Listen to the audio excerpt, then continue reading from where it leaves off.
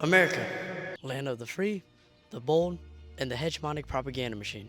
As history tends to repeat itself, America continues to be a world power when it comes to controlling the populace through various means of propaganda. Know your role! Within this modern day and age where communication and technology is as accessible and important as ever, America's expertise within pop culture allows it to be ahead of the curve when it comes to creating messages and propaganda in support of or against certain agendas, allowing themselves to create billion-dollar multimedia industries. From books, TV shows, movies, and as of recent history, video games, America has shown that we've been able to leverage these means to not only indoctrinate, but also profit massively off of these agendas. It's over. Face it, the Koreans won. It's over. It's over for you.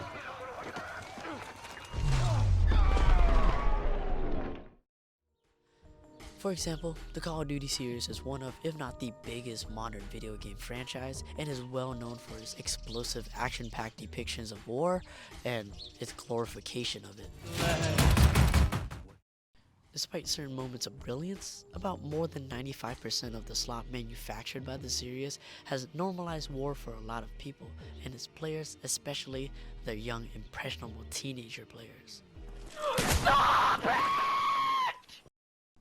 According to Statista.com, about 425 million copies have been generated from the series from 2014 to 2022, and from that popularity, the series has been known for their desensitization of war and their toxic gaming community, often made up of kids.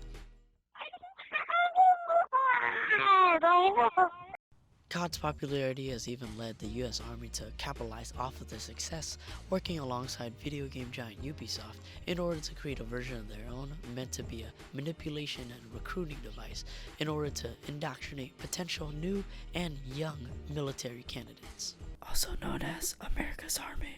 The franchise consisted of multiple free games, all meant to educate about and simulate a soldier's experience in war, trying to bank off of the first-person shooter craze and target the youth. And since COD was a hit amongst this new generation of gamers, this was the perfect marketing propaganda machine for the US military.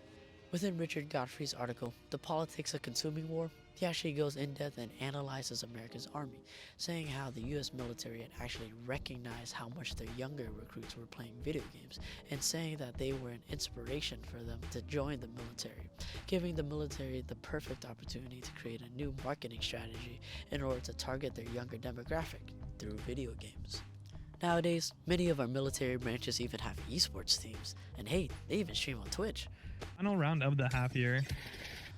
Even before video games, the US propaganda factory was enforcing their hegemony through the movie industry. Shortly after 9/11, the Bush administration actually started to work alongside Hollywood in order to crank out new movies to be used as propaganda for the US and its armies, with gross depictions of the Middle East and its people, cultures, lifestyles, and image. There began an age of movies that all depicted the same characters, settings, archetypes, and ideas that all supported one concept. America was the hero, and the Arabians were the villains.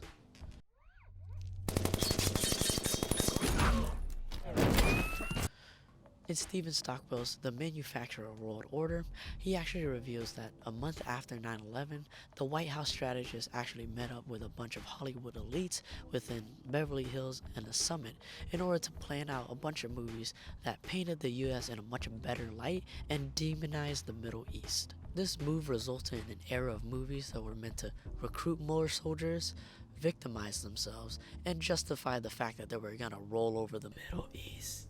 These movies changed a lot about how people thought about the Middle East and their countries, and resulted in a lot of hegemonic ideas about its people. One movie released near the end of that era actually aimed at providing a great depiction of the damaging after effects of US propaganda, the same after effects that we were just discussing.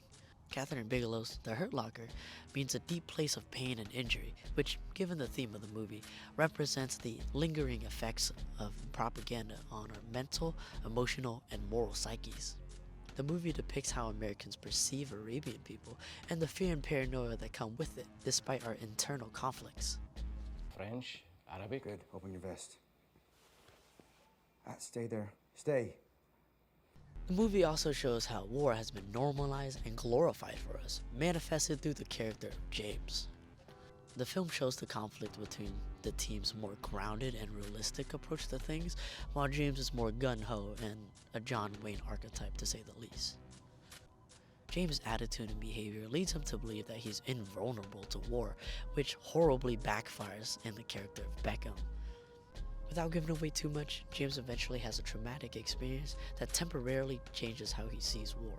But because he's in way too deep and is held hostage by the US propaganda machine, he eventually reverts to his old self and his old beliefs about war, leading to the same lifestyle that got him there in the first place. The movie even hints at why James is even like this, showing scenes of, ironically, him playing war video games. This movie is what I consider to be counter-propaganda, because it aims to educate us and help us spot these patterns and behaviors, so that in the future, when we are affected by them, we're able to see it with an unbiased mind, and because of that, we're able to ultimately resist hegemony. Thank you.